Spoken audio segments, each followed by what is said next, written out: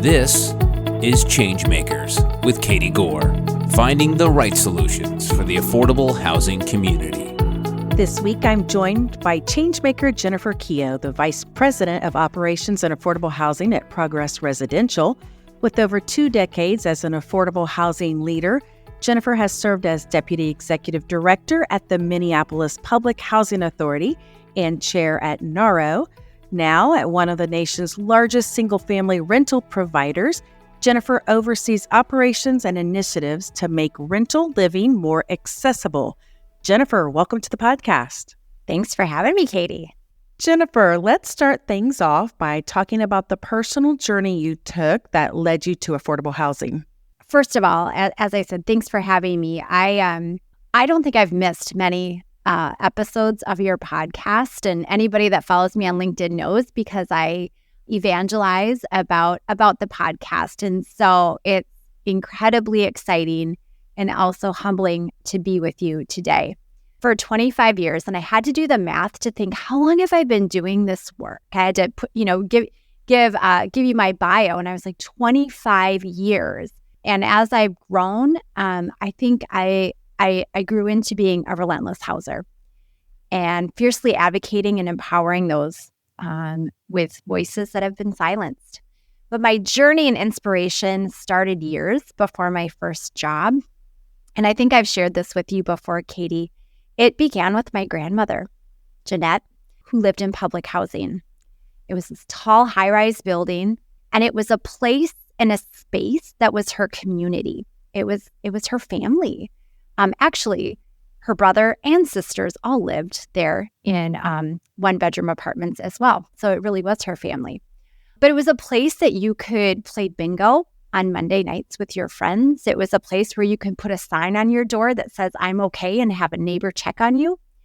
And it was a place where you had access to food through a federal commodities program, and your rent was based on your income. My grandma lived well below the poverty line, and I never realized how poor she was because when I went to visit her and stay with her, these types of programs and experiences are what made me think she lived in the very best place on earth.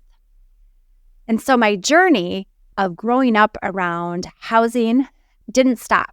In high school, I became incredibly interested in issues surrounding rural development. I lived in a small town in southern Minnesota, but also traveled up to the metropolitan area where I live now and became interested in helping solve homelessness.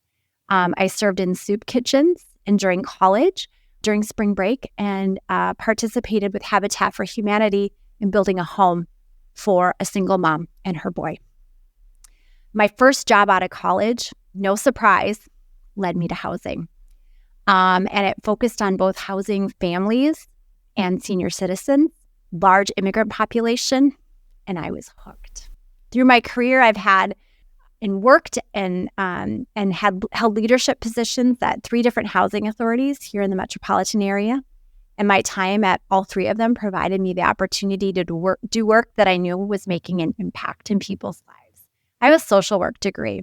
And so being able to know that the work that I do is transforming lives and is what gets me up every single day.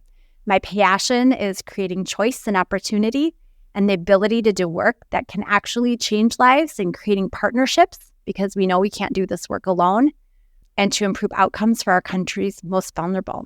And so all of that, I kind of give you that part of my journey, Katie, is to say that's the story of what sort of got me to where I am today. Would you have ever guessed that your social work major would have translated into what you're doing now?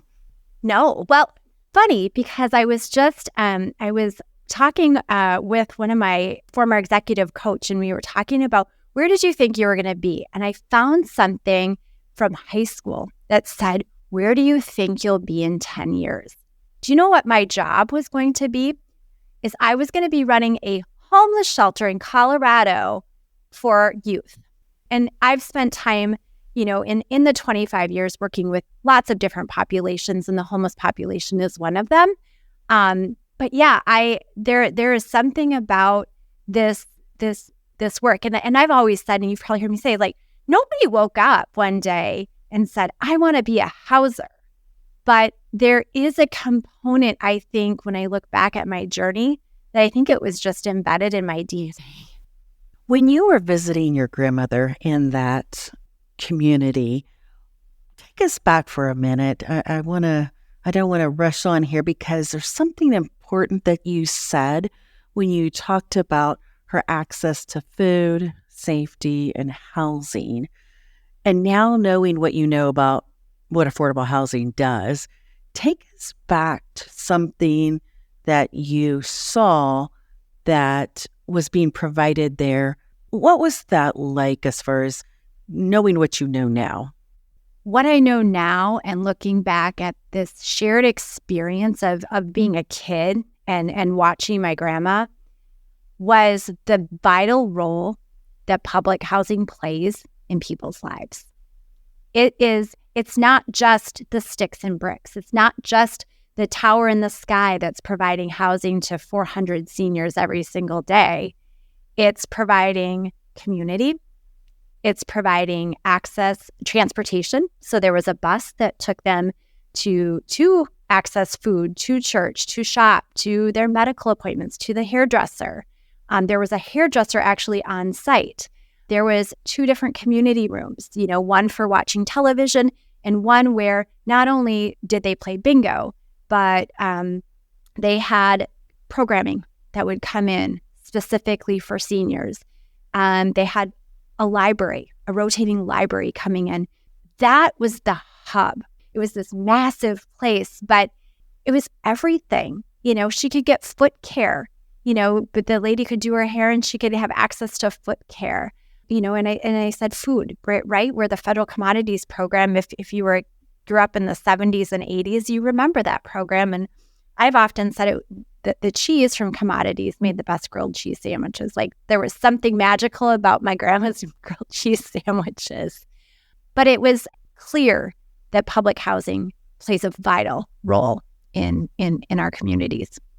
We just had an associate retreat at Quidel, and we actually talked about government cheese. And I'm telling you, I think there's a mixed verdict on whether any of us will eat anything like that ever again.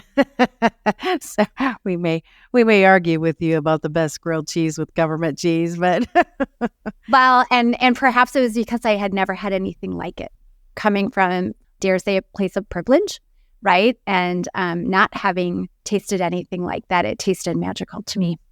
It's all of our perspective about that orange government cheese, but we digress here.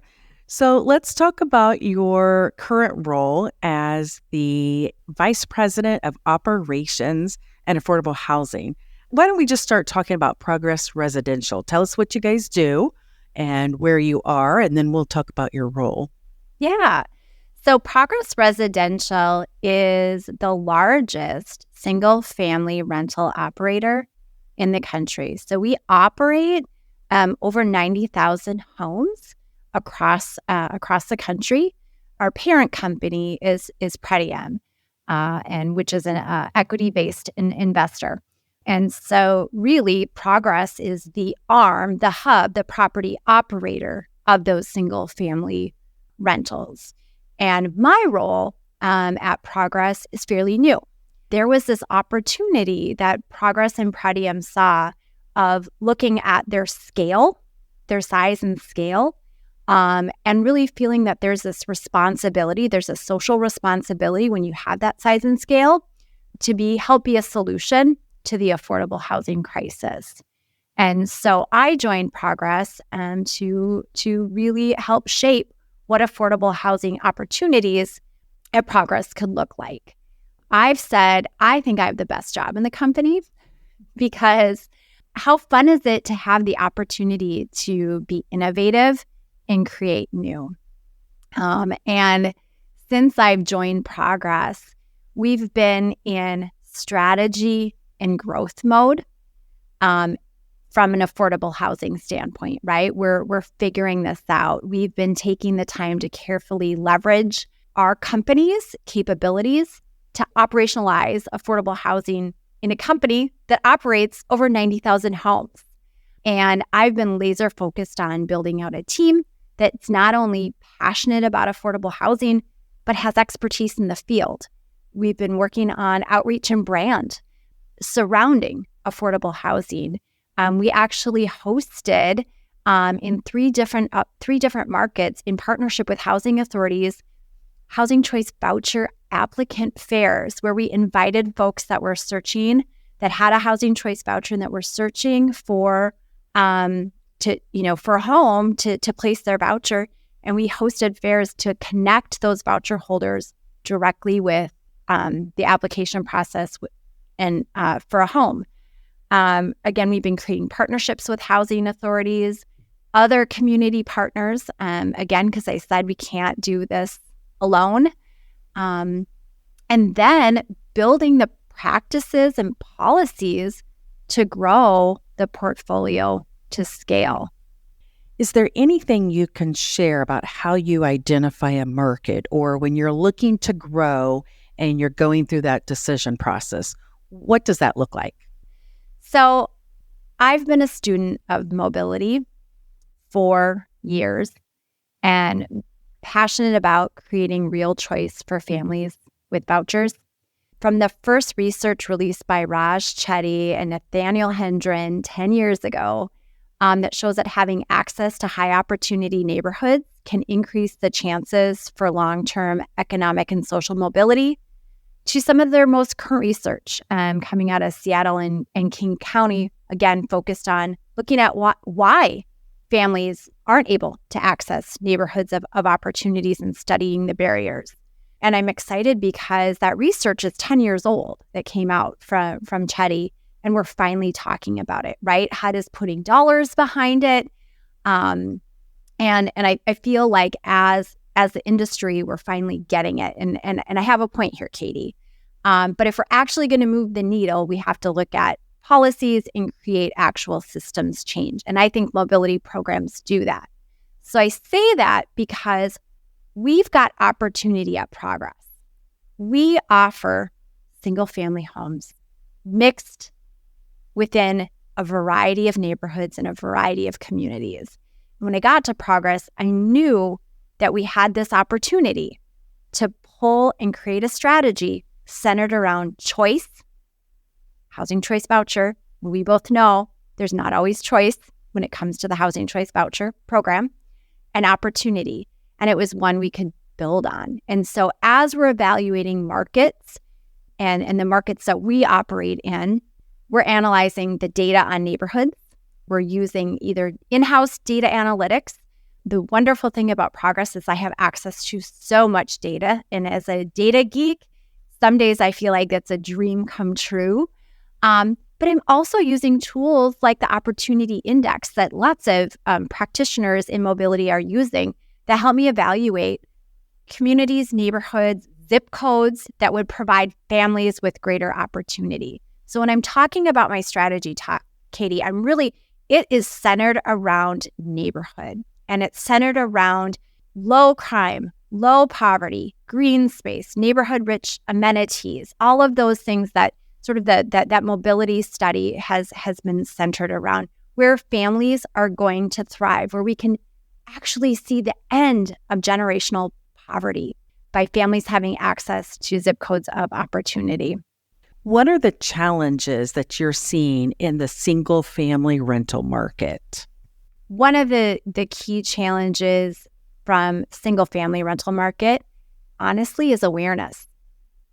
People don't think of single-family rentals when they think of affordable housing, and we think that's a missed opportunity. Single-family rentals have been roughly 30% of the U.S. rental housing stock. I didn't know that before I started at Progress. And for decades, they have been located in higher opportunities, right? So again, it goes back to this is such an opportunity, and particularly when we talk about affordable housing, for this perfect public-private partnership that just hasn't been talked about. When I think about the other opportunities and challenges, I think about that nuance of working with the Public Housing Authority. right? From an affordability standpoint, our first sort of strategy has been the acceptance of housing choice vouchers. And while I know that sounds elementary to some of the listeners of like, well, yeah, of course, accepting the housing choice voucher. But when you think about the nuances that go along with the housing choice voucher program, red tape, you and I have talked about that. And when you operate in a large capacity, it's different, right? And so we've got relationships with over 100 housing authorities. So think about that. Different admin plans, different policies, different practices, things that they require is different for every single housing authority. And so I spend time analyzing their practices and thinking about how are they utilizing technology or standard best practices to reduce the time that it takes to get a family moved in. How quickly can they get an application approved? Is the inspection scheduled and completed within 4 to 7 days? How quickly do you get a contract executed and the payment in? And those are all critical from an operator side, right? I've sat on the other side, which makes it me dually dangerous some days of knowing the operator side as well as the practitioner side.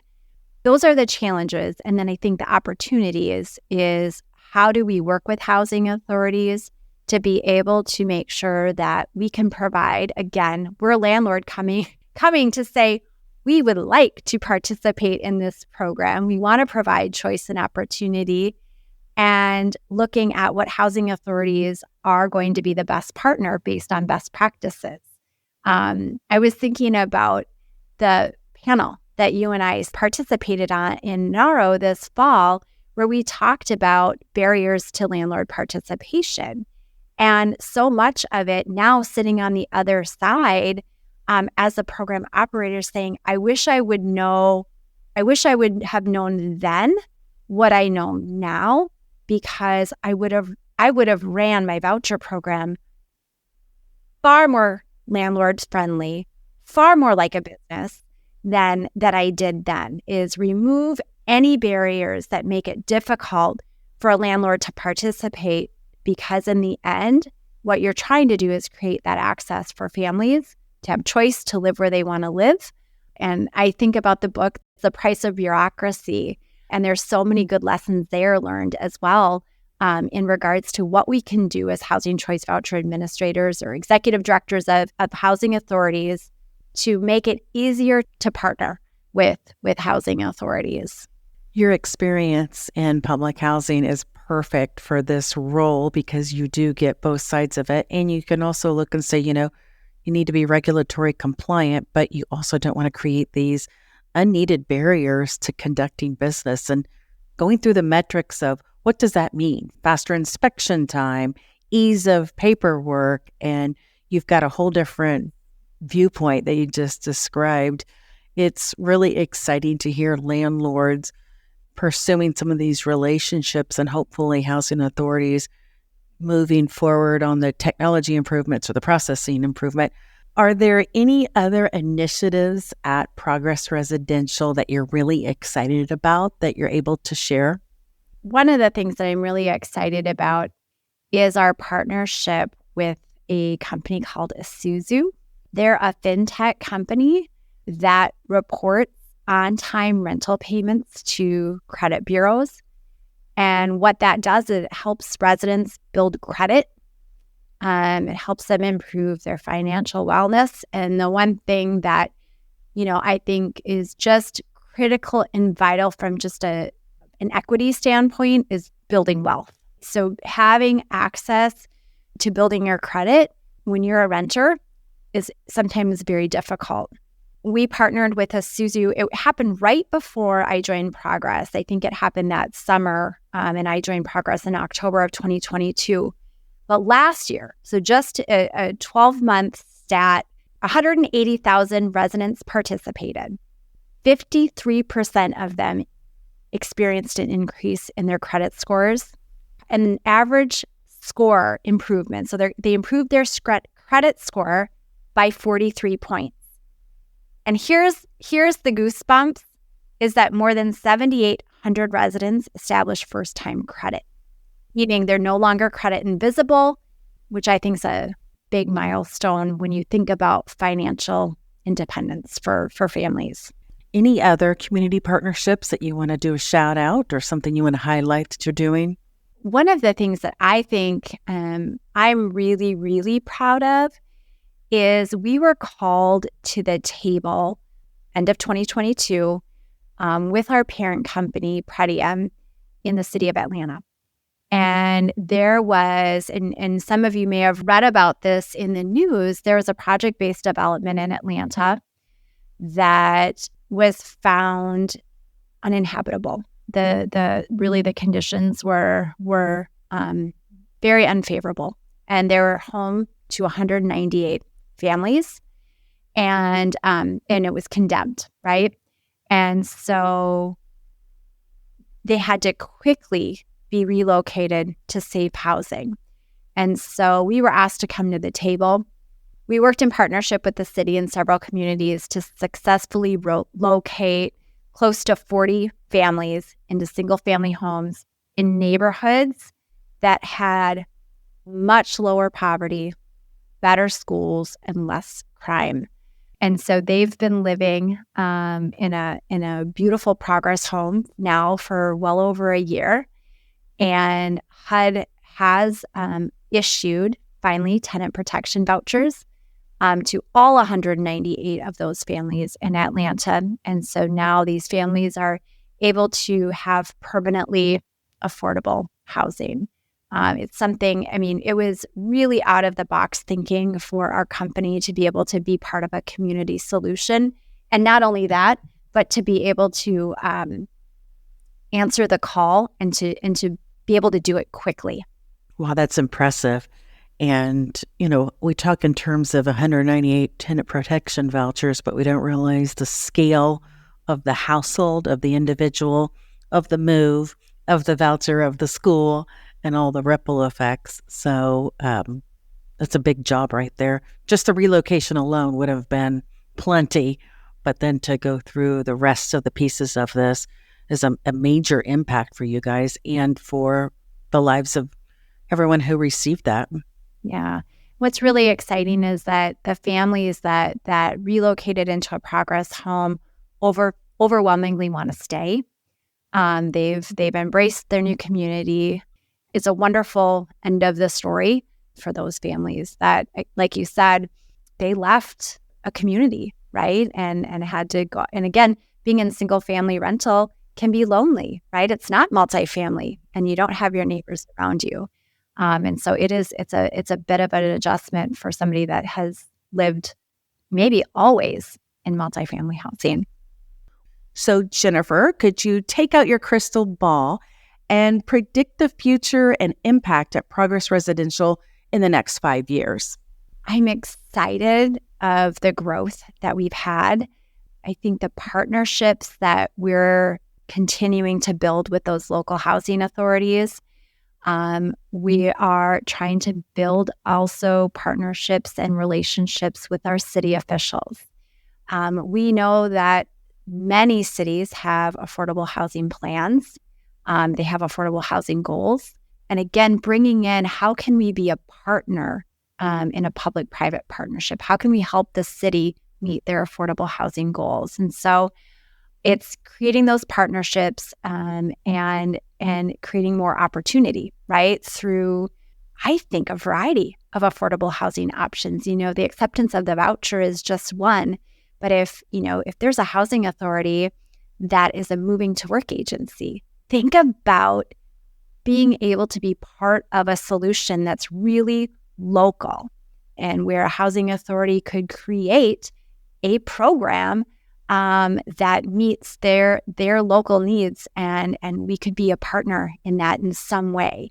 So I don't have this crystal ball of like, I want 9,000 units or 12 or half of. I don't have that. But what gets me up every morning is to know how much potential there is because of the seat that I'm sitting in and the company that I work for.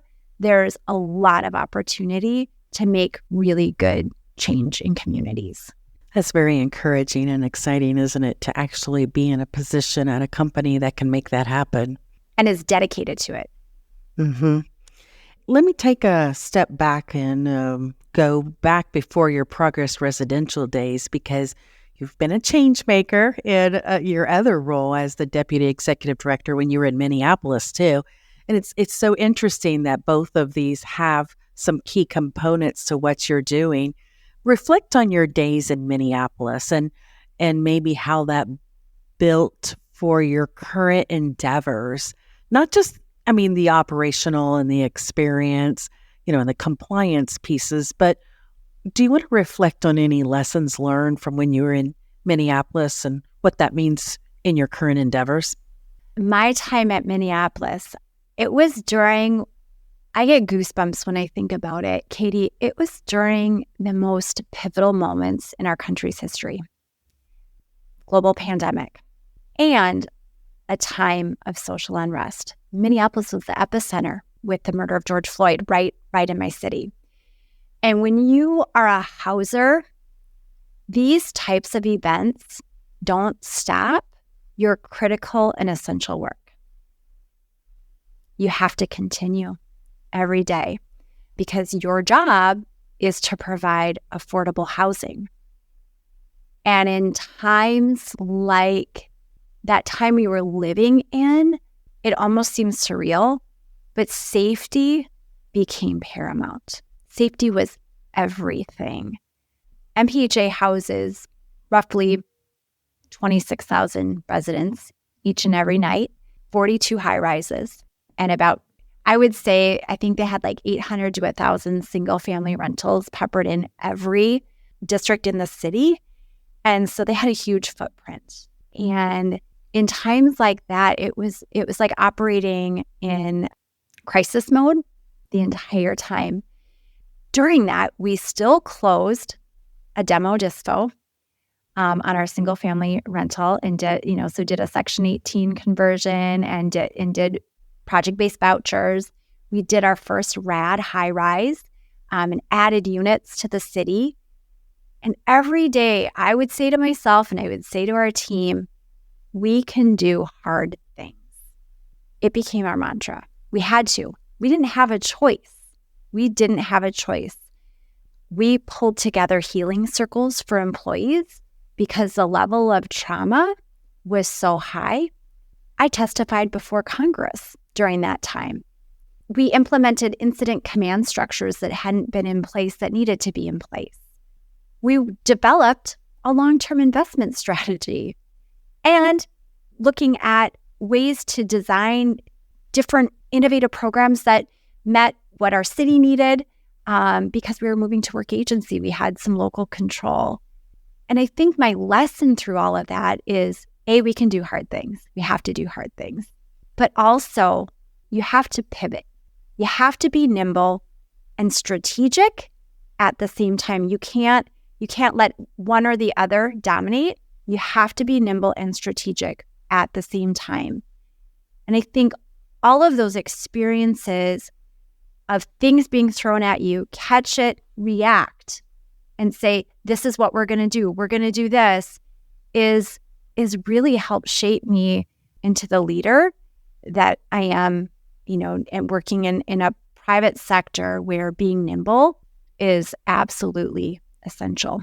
You're talking about a management mantra that doesn't always fit within the org structure of a government agency, though. So it's interesting to hear you describe the needs of the community and the needs of what was happening, and then being in the leadership position to make that happen.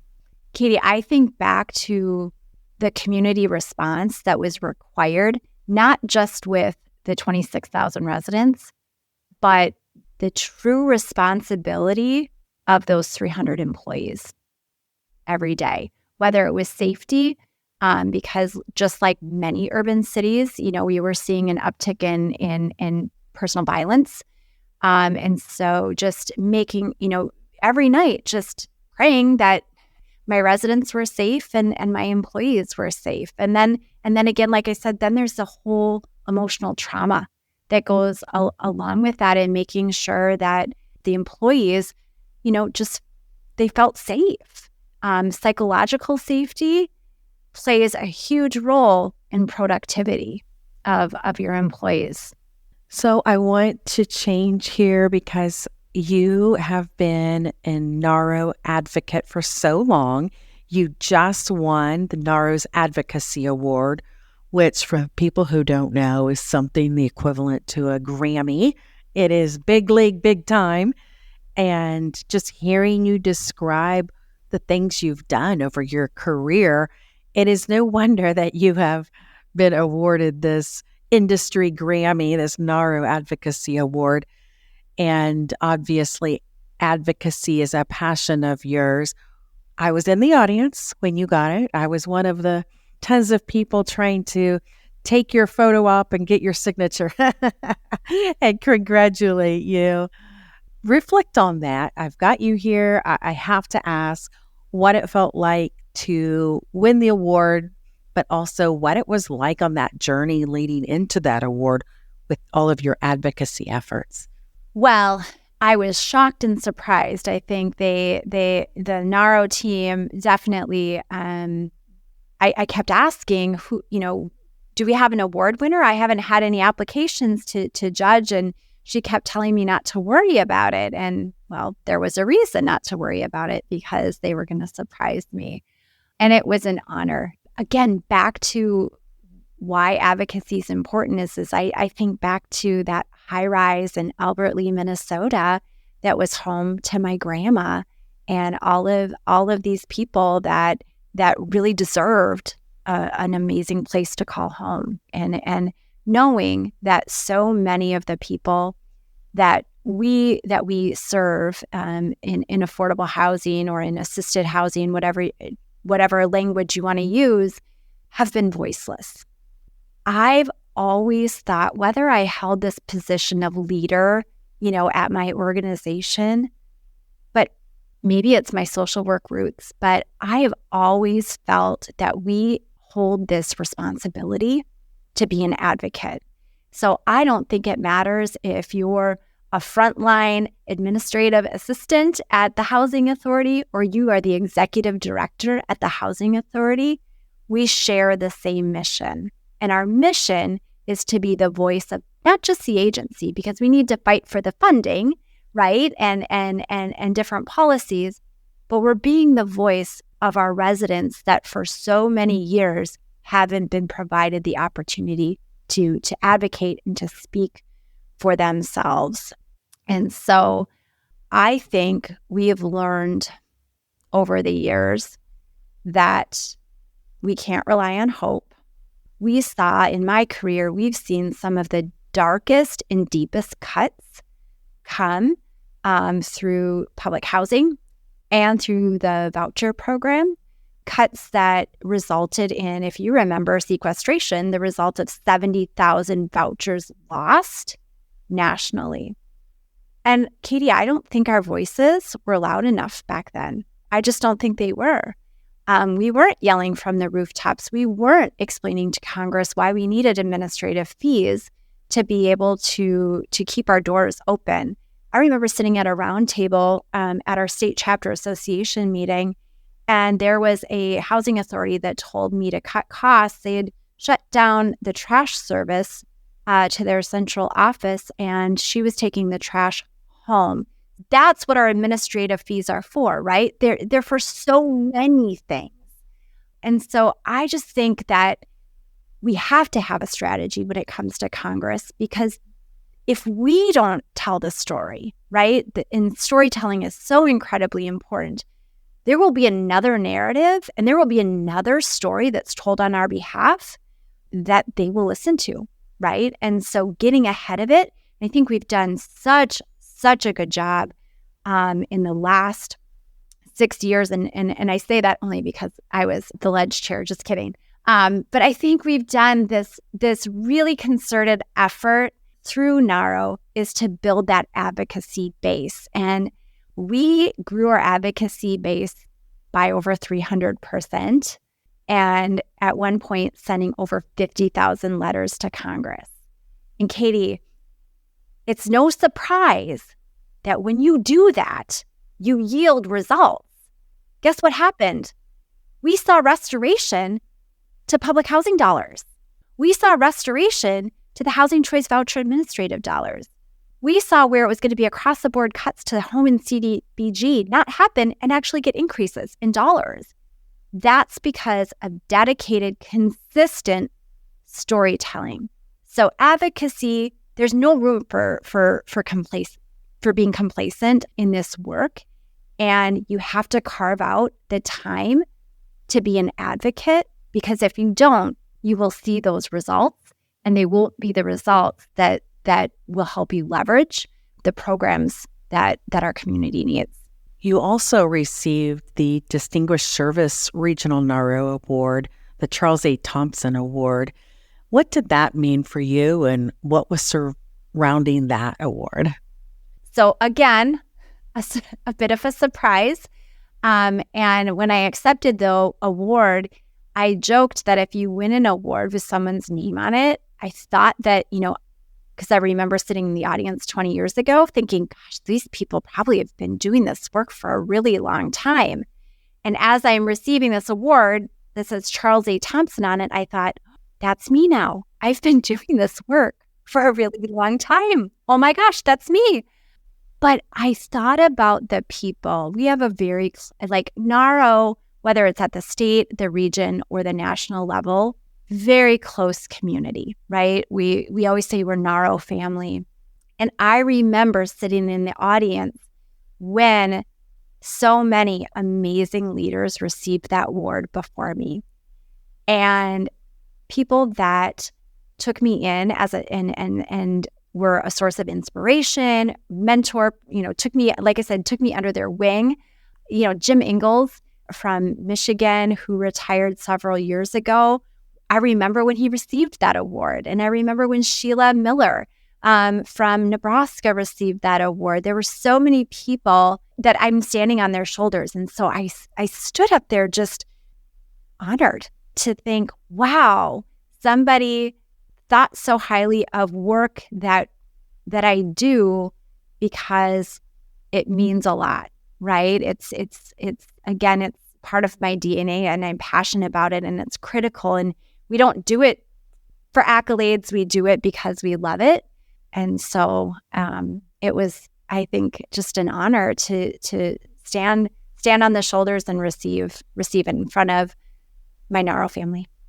Speaking of NAHRO, one more thing I want to mention. You have been involved with us for the Women of Empowerment at NAHRO. We've done 2 so far, and reflect what that has meant to you and what you've seen come of that.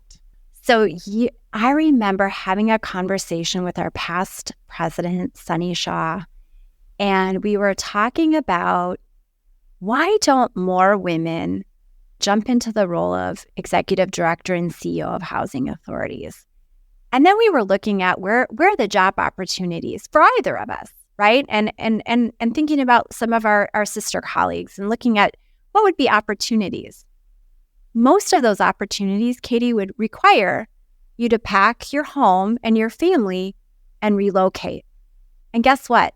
Men have done that their entire careers. They've packed up their families and they've done that. But as women, that hasn't been a consideration.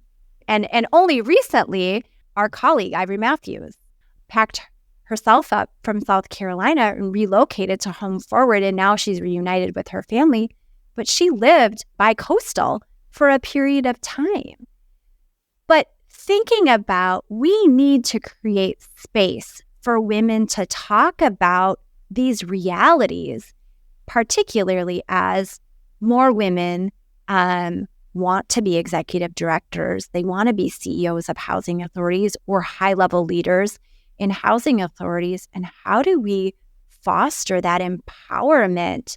And also just talking about the fact that it is very different to be a woman in leadership than it is for a man, and to have this place that's safe and empowering, and what have we said? We were sparking this sisterhood, and when I looked around and I was listening to the table conversations, so many stories were similar, right? Where we talked about feeling guilty because we had to leave to go to a kid's activity or conferences at school or a doctor's appointment. And there were so many women, Katie, that talked about keeping the light on in their office instead of turning it off, saying, gotta go, I've got to go watch Connor at baseball practice.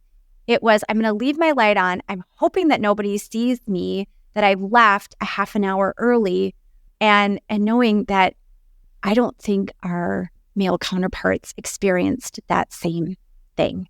And so that's why this Women of NAHRO is so important, is we need a place and to be able to encourage each other and talk about shared experiences. Well, I have you here talking about shared experiences and shared wisdom. I want to just ask you, what advice would you give somebody who is in affordable housing right now?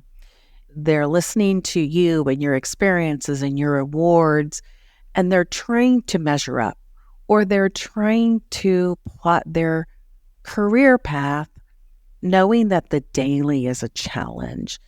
Is there advice that you would give them that maybe you wish you had heard? Oh, there's a few things. One of the best things I did for myself was put myself in experiences or conversations or conferences, trainings that may not have applied to what I was doing that day. I started to think about, and I call it looking beyond your desk. Don't think about the files that you have to process, or that every training that I'm going to go to, whether it's at a NAHRO conference or another conference, doesn't have to always be practitioner related to the work I'm doing today. Seeing beyond your desk means stepping into the executive director's roundtable or going to a session that's geared towards housing choice voucher directors when you're a housing coordinator. Learning the language, starting to understand leadership. And so when I've had the opportunity to mentor people, that's my biggest piece of advice, is take every opportunity you can to learn and grow. And when you're presented opportunities like attending a conference, is don't always go to the thing that's going to benefit you today. Think about your tomorrow. And I firmly believe, Katie, that helped the trajectory of my career path, because when I started listening in and I understood, I was like, I get the math of housing choice voucher utilization. I remember sitting in my first HCV utilization conversation with Jonathan Zimmerman, who was at NAHRO at the time, and grabbing him after class going, my head is spinning. Do you have 5 minutes? Like, I need to download this with you. I was frontline staff, Katie, but recalling as I wanted more opportunities to grow at the housing authority, I spent 14 years at my first housing authority, started as frontline staff, left as director. And I firmly believe it's because I was able to go, oh, I remember they talked about this, and I could go to my director or my supervisor and say, here's a strategy that I heard them talking about that will help us not go into shortfall. And so that's a huge piece of advice. The other thing is resiliency. I think at any level of where you're at within your journey is you have to learn resiliency. And again, I think that many of us really had to dig into that, particularly during the pandemic. But knowing that you are a part of something bigger, particularly when you're in affordable housing and you're a servant leader, you get that end of the day is what drives, what drives you is you have to know that your purpose is bigger than you. And that resiliency piece is really hard because there's not a lot of checklists and manuals and roadmaps. And quite honestly, they're lessons learned the hard way. And that is not a comfortable space that many people like to be in, personally or professionally. So that's a really, really difficult one for people in their journeys to say it's okay to learn lessons the hard way. It's okay to build up professional muscle and with each experience, realize what worked and didn't work and then have a continual feedback loop, isn't it? I mean, that right there is just unique to have somebody who's going to embrace that instead of staying safe and shying away from that. Yeah. The word I would use is you have to be able to lean in. And ever more paramount, obviously, as a leader. But I watched my team, no matter what job they had that they held within the organization, be dang resilient over really, really hard time in our country's history. We have been talking with Jennifer Keogh, the Vice President of Operations and Affordable Housing at Progress Residential. Jennifer, you have been a wealth of information and wisdom. I thank you for your time and joining us on the ChangeMaker podcast. Thank you, Katie. Thanks for listening to Changemakers with Katie Gore. To find out more about Katie, go to quadel.com. That's QUADEL.com. This has been a production of Forbes Books Radio.